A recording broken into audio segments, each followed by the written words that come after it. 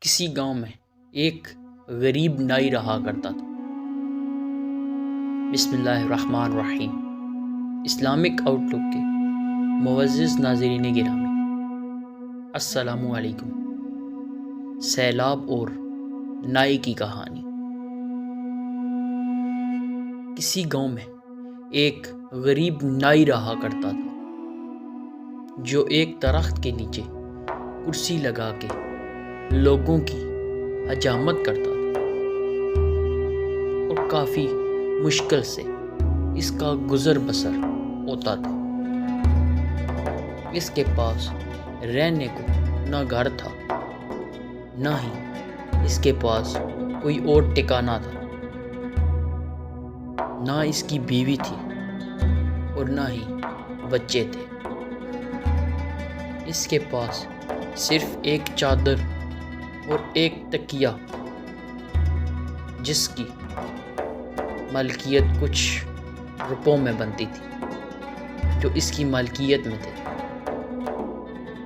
جب رات ہوتی تو وہ ایک بند سکول کے باہر چادر بچھاتا، تکیہ رکھتا اور سو جاتا۔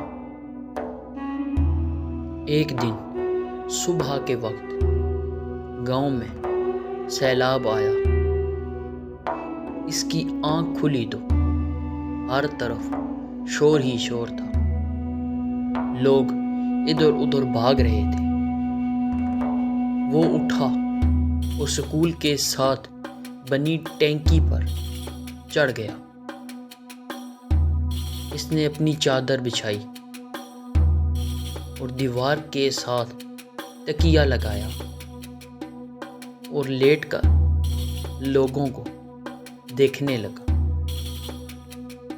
لوگ اپنا سامان، گھر کی قیمتی اشیاء لے کر بھاگ رہے ہیں۔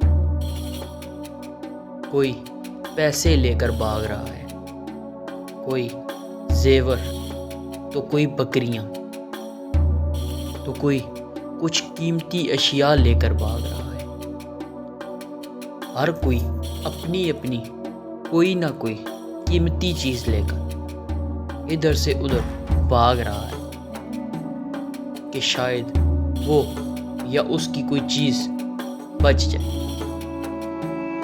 اسی دوران ایک شخص بھاگتا آ رہا تھا۔ اس نے سونے کے زیور، پیسے اور کچھ کپڑے اٹھا رکھے۔ جب وہ شخص اس نائی کے پاس سے گزرا اور اسے سکون سے لیٹے ہوئے دیکھا تو اسے غصہ آ گیا اور بولا، ہماری تو ہر ایک چیز اجڑ گئی ہے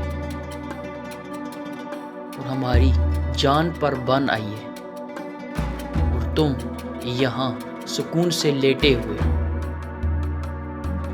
یہ سن کر نائی کی زبان سے کچھ الفاظ نکلے، لالا جی اجے تے غربت دی چس آئیے۔